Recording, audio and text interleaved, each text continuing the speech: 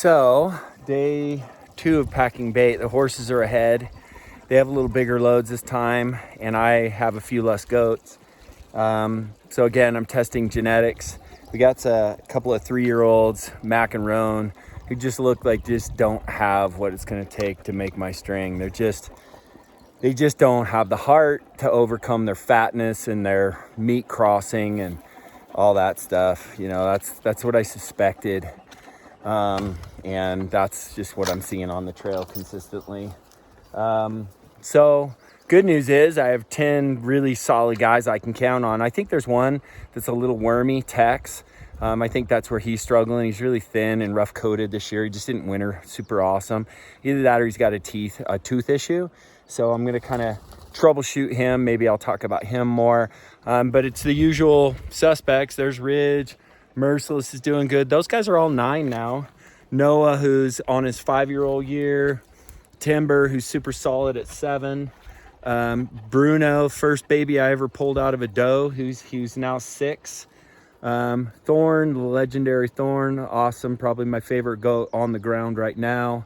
And then you got Chief back there, he's doing pretty good. He's struggling today. He did really good yesterday, so I don't know if he's kind of sore-footed. That's what I think. He's just acting sore-footed, and it's hot. It's super hot, so these guys are struggling that way.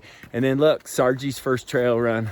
So Sargent, this goat right, let me see, here is Bella's baby from 2 years ago. So he's a 2-year-old, and he's already mid-180s. I think he's going to be super solid. I just have a little light load on him today, 20 pounds. So it's his first trail load, but he's got heart. I can tell he's going to hang with the big boys. And then of course, Slick has been leading all day long. And then little Flairsy, the lightest goat in my string. If you look, first goat to lay down, Noah, he's my borderline, meat cross that just overcomes it with heart. He's just got so damn much heart. So anyway, day 2, packing in 1,000 pounds, running on this load with horses and goats. Goats have 550, I believe, 500 because I'm down on them. Not even that, 450-ish on the goats. And then about 500 on a couple of horses, 3 horses. So it kind of gives you a comparison.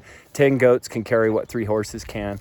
At the same time, we were literally ready before 3 horses were. And I'm still, even though my lady's a horse lady, and I love my horse, you give me a choice in the backcountry, I'll pick goats every time. And it certainly doesn't have to do with business. It's not that at all. I'm always that guy that can't deal with feeling ineffective or like I'm making poor gear choices and that's limiting my experience. I can't stand that shit. So anyway, that's where we're at this year. So we got about 2,000 pounds of bait back in here, and we got another 1,000 pounds to go. And then that'll get us through about halfway through season. We have 5,500 total that we'll probably pack in. That's a lot of bears we feed to shoot 3. So obviously we do some amazing things. We actually had a really cool thing happen. We had on the bait that we set day 1, I had already walked out, but the horses were still, Trisha was getting them ready, and a bear hit the bait that we had just set. I mean, literally, 20 minutes before. So we had spent like an hour and a half, 2 hours is what it takes to cut out my sneak trails and have the bait set up with the right logs, spread all the scent, hang the stink, do all that stuff. It's about a 2-hour process. And we're riding away, look down, and there's a 2-year-old bear, a little black one, walking in on the bait and came in and ate. So that's probably a first year off of mama who was grateful to find some food. This year's really dry.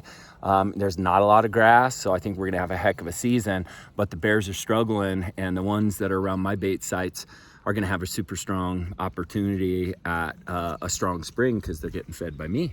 So anyway, small cost to take out a couple of big old boars that, out of the population, we're certainly helping a lot of bears.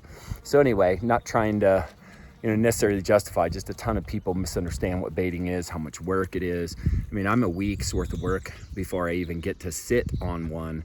And last year to shoot the right one took me like 20 days of hunting. So it's not like I don't put my licks in. It's not just, you know, fishing a barrel or any of that kind of crazy stuff. It's a lot of hard work.